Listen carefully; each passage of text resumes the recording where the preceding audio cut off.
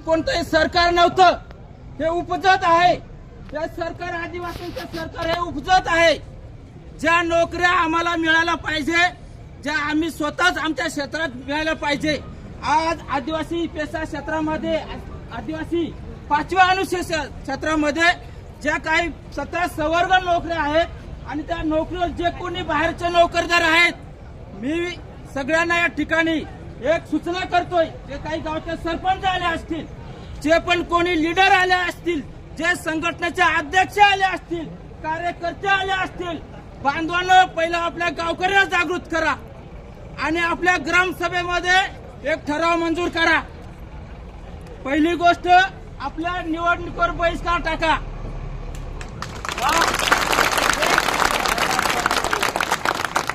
कारण आपण निवडून कोणाला देतोय? आमदार खासदारांना देतोय. कशासाठी निवडून देतो? का याने आमचे हक्क अधिकार अबाधित ठेवले पाहिजे, आमच्या आरक्षणानुसार आम्हाला नोकऱ्या मिळायला पाहिजे आणि आमचे जे काही रीतिरिवाज आहेत, जे काही रीतिरिवाज हे टिकून ठेवले पाहिजे.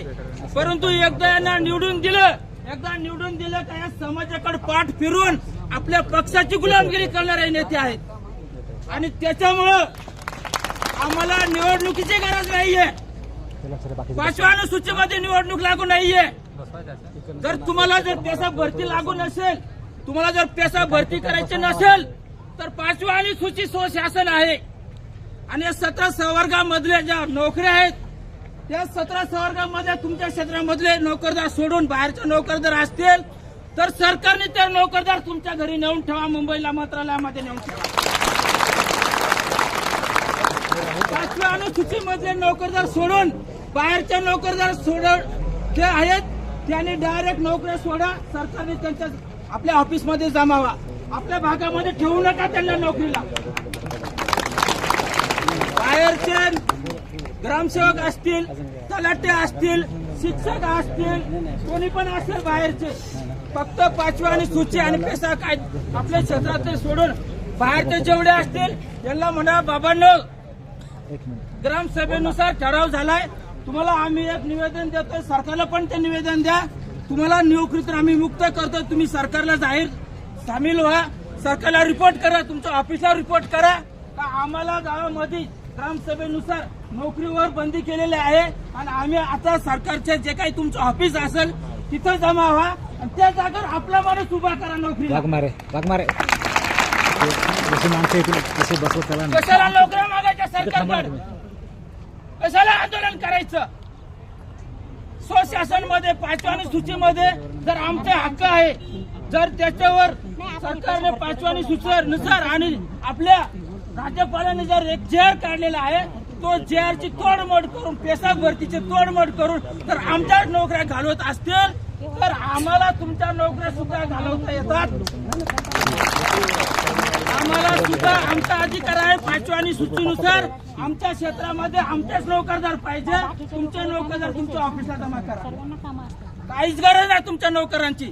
आमचे बांधव शिकलेत, आता आम्ही शाळा पण चालू शकतोय, दवाखाना पण चालू शकतोय, आमचे पोलीस प्रशासन पण उभं करू शकतोय, तलाठी पण चालू शकतोय. एवढे मुलं बेरोजगार आहेत.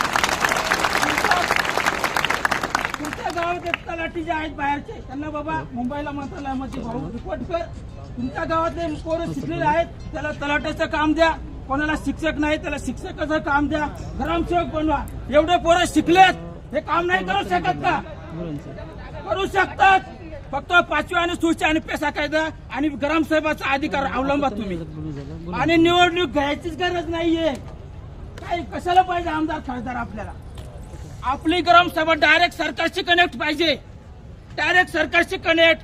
ग्रामसभा जो निर्णय घेईल ते सरकारने ऐकायचा. जो निधी आहे तो ग्रामपंचायत मध्ये ग्रामसभेनुसार खर्च झाला पाहिजे. काहीच गरज नाही आमदार खासदारांची, काहीच गरज नाही. निवडणूक बंद झाली पाहिजे आदिवासी क्षेत्रात पेसा आणि 5व्या अनुसूचीमध्ये. काहीच गरज आहे निवडणुकीची. डायरेक्ट कनेक्ट आहे 5व्या अनुसूची सरकारची, डायरेक्ट कनेक्ट आहे. संविधानामध्ये लिहिलंय 5व्या अनुसूचीमध्ये सरकारकडून जो निधी येईल आदिवासी क्षेत्रासाठी विकासासाठी जो निधी येईल तो ग्रामसभेला येईल आणि ग्रामसभा डायरेक्ट सोळा खर्च करून आणि जो काही रिपोर्ट असेल, जे काही फायनान्शियल जो रिपोर्ट असेल जे ऑडिट असेल ते सरकारला देऊ शकतंय. तेवढी ग्रामसभा सक्षम आहे. आम्ही कमजोर बनवलं त्या